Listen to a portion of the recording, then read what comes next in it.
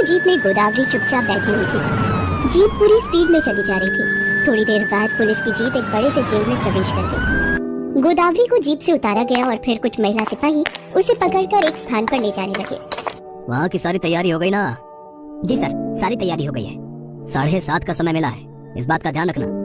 गोदावरी को फांसी के तख्ते पर ले जाया जाता है। वहाँ पर एक बड़ी बड़ी मूंछों वाला जल्लाद खड़ा था जो दिखने में काफी भयानक लग रहा था। गोदावरी को फांसी के तख्ते के पास ले जाकर उससे उसकी अंतिम इच्छा पूछी गई। कोई अंतिम इच्छा है तो बता दो, नहीं तो फिर वो इच्छा अधूरी ही रह जाएगी, क्योंकि कुछ मिनटों के बाद तुम फांसी के तख्त पर झूल जाओगी। गोदावरी अब भी चुपचाप और खामोश सी खड़ी थी और अपने पुराने दिनों को याद कर रही थी। गोदावरी एक नंबर की कंजूस औरत थी। रुपए पैसे तो क्या, वो घर का भंगार तक किसी को नहीं देती थी। पुरानी टूटी फूटी चीजों से उसका पूरा घर भर गया था। वो घर कम कबाड़ खाना ज्यादा लगता था। एक दिन उसके बेटे शशि ने जब माँ से कबाड़ बेचने की बात कही तो, दिमाग खराब हो गया है तेरा? क्या दिक्कत है तुम्हें इन कबाड़ से? ये क्या तुझसे खाने के लिए मांगते हैं या तेरे से रहने का किराया मांगते हैं? नहीं माँ, ऐसा तो कुछ नहीं है, लेकिन इस तरह कबाड़ कौन रखता है, वो भी घर में? मैं रखती हूँ। क्या करेगा तू? बोल क्या करेगा? मुझे घर से बाहर निकाल देगा? कान खोलकर सुन ले, ये घर अभी भी मेरे नाम पर है, इसलिए यहाँ मेरी मर्जी चलेगी, समझा? और मैं जानती हूँ कि तुम्हें अचानक से इस कबाड़ का ख्याल कैसे आ गया। जरूर सुगंधा ने तेरे कान भरे होंगे। 6 महीने आए हुए नहीं हुए हैं उसे और घर के मामलों में टांग अड़ाने लगी है। रुको मैं बताती हूँ उसे। गुस्से में गोदावरी ने अपनी बहू सुगंधा को बुलाया और उसे भला बुरा कहने लगी। क्या समझती है तू? हाँ, क्या समझती है? ये मेरा घर है, मेरा, जो चाहे मैं वो करूंगी। अगर तुझे खुजली मची है तो निकल जा मेरे घर से। पर माँ जी, मैंने तो किसी को कुछ नहीं कहा है। देख, ये सीधेपन का नाटक किसी और को दिखाना तू, मेरे सामने तो ये सब नहीं चलेगा, समझी? गोदावरी को अपनी बहू से बहुत चिढ़ रहती थी। वो उसे बिल्कुल भी पसंद नहीं करती थी और इसकी शुरुआत शादी के 1 सप्ताह के बाद ही हो गई थी। उस दिन दोपहर का समय था। गोदावरी टीवी देख रही थी। सुगंधा किचन में रोटी बना रही थी। तभी उसे गाय के रंभाने की आवाज आई। उसने खिड़की से झांक कर देखा तो उसे अपने दरवाजे पर गाय दिखाई दी। अरे, गौ माता आई है दरवाजे पर, लगता है इन्हें भूख लगी है। सुगंधा ने कुछ रोटियां ली और गौ माता को देने के लिए बाहर निकल गई। वो गाय को रोटी देने ही वाली थी कि गोदावरी पीछे से चीखती हुई आई। बहू, ये क्या कर रही हो? माँ जी, ये देखिए ना, गौ माता बहुत देर से दरवाजे पर खड़ी रंभा रही है। इन्हें जरूर भूख लगी होगी, इसलिए मैं इन्हें ये रोटी देने आ गई। किससे पूछकर रोटी देने आ गई? रोटी क्या मुफ्त की आती है? माँ जी, गौ माता को खिलाना तो पुण्य का काम होता है। ठीक है, तू पुण्य कमा, तू अपने हिस्से की रोटी से दे दे और इसे चलता कर। आज तुझे भी एक रोटी खाने को नहीं मिलेगी। मजाक बना रखा है तुमने। गाय को दे दो, कुत्ते को दे दो, इसको दे दो, उसको दे दो, ऐसे में तो तू पूरा घर ही लुटा देगी। सुगंधा ने पहली बार अपनी सास का ऐसा रूप देखा। वो अंदर तक सिहर गई। फिर तो हर दिन उसे किसी न किसी चीज के लिए टोका जाता। अरे, क्या कर रही है तू? कितना नमक डाल रही है? माँ जी, सब्जी के अनुसार डाल रही हूँ। तू मुझे मत सिखा। इस हिसाब से चीजें खर्च करेगी तो महीने का राशन 2 बार लाना पड़ेगा। कौन देगा उसके पैसे? तेरा बाप? हाँ, बोल अपने बाप को, बोल देगा वो पैसे। अपने पिता के लिए अपमान भरी बातें सुनकर सुगंधा की आंखों में आंसू आ गए। एक दिन की बात है, दोपहर का ही समय था। सुगंधा की तबीयत थोड़ी ठीक नहीं लग रही थी तो उसे झपकी आ गई। उस दिन उसकी गलती से किचन का दरवाजा खुला रह गया था, जिसके कारण एक बिल्ली किचन में घुस गई और वो दूध पी गई। अचानक सुगंधा की नींद खुल गई और उसे दूध की याद आ गई और वो भागी भागी किचन में पहुंची, लेकिन वहाँ पहले से ही गोदावरी मौजूद थी। अरे, तेरा दिमाग खराब है क्या? क्यों मेरा घर लुटाने पर लगी है? जरा सा ध्यान नहीं रख सकती तू चीजों का? माँ जी, थोड़ी तबीयत ठीक नहीं लग रही थी तो आंख लग गई। आंख लग गई, ठीक है। तेरे चलते दूध का जो नुकसान हुआ है वो भरेगा कौन? तू ही ना।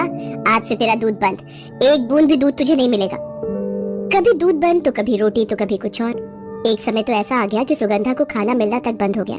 धीरे धीरे उसका शरीर गिरने लगा, वो कमजोर होने लगी। एक दिन वो चक्कर खाकर किचन में ही गिर गई। उस समय वो बेचारी चावल का मांड निकाल रही थी। चक्कर आने के कारण पूरा गरम मांड उसके ऊपर गिर गया और वो बुरी तरह जल गई। माँ जी! सुगंधा की चीख की आवाज सुनकर गोदावरी रसोई में गई और वहाँ देखा कि सुगंधा बेहोश पड़ी है। लेकिन गोदावरी को इस बात की चिंता नहीं थी कि उसकी बहू बेहोश है और गिर गई है। उसे तो चिंता थी कि सारा का सारा चावल जमीन पर गिर गया था। हे भगवान, किस जन्म का बदला निकाल रही है ये सुगंधा मुझसे। इसका इलाज मुझे करना ही होगा, नहीं तो इसके चलते मैं सड़क पर आ जाऊंगी। ये संयोग था या सुगंधा की किस्मत। उस समय शशि किसी काम से घर आया था। उसने सुगंधा को उस बुरी स्थिति में देखा तो उसे लेकर तुरंत अस्पताल भागा। आप बिल्कुल सही समय पर इन्हें लेकर आ गए हैं, नहीं तो इन्हें कुछ भी हो सकता था। डॉक्टरों ने सुगंधा का इलाज शुरू किया। 2-3 दिनों में सुगंधा की स्थिति में सुधार होने लगा। देखिए, आपकी पत्नी की स्थिति अब ठीक है, लेकिन मुझे आपसे एक बात पूछनी थी। जी डॉक्टर साहब, कहिए ना। आपकी पत्नी खाना ठीक से नहीं खाती है क्या? ऐसा तो नहीं है डॉक्टर साहब। देखिए, हमने उनकी जांच की है, वो अंडरवेट है और हमें जांच से ये भी पता लगा है कि कई कई दिन भूखे रहती है। देखिए, आपको उनके खाने और दवा दोनों पर बहुत ध्यान देना होगा, क्योंकि उनका घाव अभी भरा नहीं है, जलन के निशान बहुत बड़े हैं। इसलिए दवाई और खाना बिल्कुल समय पर उन्हें देना होगा, नहीं तो उनकी तबीयत फिर से बिगड़ सकती है और घाव नहीं भरने से बहुत बड़ा इन्फेक्शन हो सकता है और उस इन्फेक्शन से इनकी जान भी जा सकती है। शशि सुगंधा को लेकर घर आ गया और माँ को सारी बातें बताई। अरे वो डॉक्टर पागल है, हम क्या इसे भूखा रखते हैं? वैसे कितने का बिल बनाया उस डॉक्टर ने? ये डॉक्टर सब आजकल के लुटेरे होते हैं, लुटेरे। माँ, सुगंधा का हमें ध्यान रखना होगा, इसकी दवा और खाना दोनों का। इसे अच्छी और पौष्टिक चीजें खिलानी होंगी। माँ, मैं तो सारा दिन ऑफिस में रहता हूँ, आपको इस पर ध्यान देना होगा। अरे ये भी कोई बोलने वाली बात है? मैं हूँ ना, मैं रखूंगी हर चीज का ध्यान, तू फिक्र मत कर। गोदावरी ने शशि को तो कह दिया कि वो सुगंधा का ध्यान रखेगी, लेकिन मन ही मन, अच्छा खाना खिलाओ, दवा खिलाओ, यहाँ पैसे पेड़ पर लगते हैं क्या? गोदावरी ना तो सुगंधा को ठीक से खाना देती और ना ही दवा। सुगंधा की तबीयत एक बार फिर से खराब होने लगी और उसकी हालत बहुत गंभीर हो गई। उसे अस्पताल में फिर से भर्ती किया गया, लेकिन सुगंधा की जान नहीं बच सकी। डॉक्टरों ने पोस्टमार्टम रिपोर्ट में लिखा कि उसे ना तो ठीक से दवा मिली और ना ही खाना, वो भूखी ही मर गई। पुलिस ने जांच की और गोदावरी को दोषी पाया। तमाम सबूतों से ये साफ साफ साबित होता है कि गोदावरी एक बहुत ही निर्दयी और कंजूस औरत है, जिसने पैसे बचाने की खातिर अपनी बहू का ना तो ठीक से इलाज करवाया और ना ही उसे खाना दिया, जिस कारण वो मर गई। अदालत उसे अपनी बहू की मौत का दोषी मानती है और उसे सुगंधा की हत्या का गुनहगार मानते हुए फांसी की सजा सुनाती है। गोदावरी फांसी के तख्ते के पास बढ़ती जा रही थी। जल्लाद ने उसके मुंह पर काला कपड़ा बांधा, गले में रस्सी लगाई और फांसी के तख्ते का लीवर खींच दिया। अचानक एक जोरदार चीख से गोदावरी की नींद खुल गई। उसने देखा कि वो घर में है। वो भागकर अपनी बहू के कमरे में गई तो देखा कि वो बेचारी चुपचाप सोई है। उसके शरीर पर जलने के निशान हैं। ये क्या था? ये सारा मैंने सपने में देखा, लेकिन ये सच भी तो हो सकता है।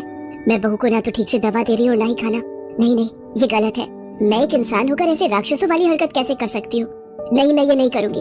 एक बार मेरी बहू की जान मेरे कारण खतरे में पड़ गई है, अब मैं ये नहीं होने दूंगी। उस दिन के बाद से तो गोदावरी बिल्कुल बदल गई। अपनी कंजूसी की आदत को वो पूरी तरह भूल गई। वो अपनी बहू को न सिर्फ अच्छी अच्छी चीजें खिलाती, बल्कि उसका ठीक से इलाज भी करवाने लगी। धीरे धीरे सुगंधा की तबीयत पूरी तरह ठीक हो गई। गोदावरी अब सुगंधा को बहुत प्यार करने लगी थी और सुगंधा भी गोदावरी के बिना नहीं रह सकती थी। प्रिय दर्शकों, हमें पूरी उम्मीद है कि आपको आज की कहानी बहुत पसंद आई होगी। ऐसी कहानियाँ देखने के लिए हमारे चैनल को सब्सक्राइब करें और बेल आइकन का बटन जरूर दबाएं। और हाँ, वीडियो को ज्यादा से ज्यादा शेयर करें और लाइक करना न भूलें। धन्यवाद।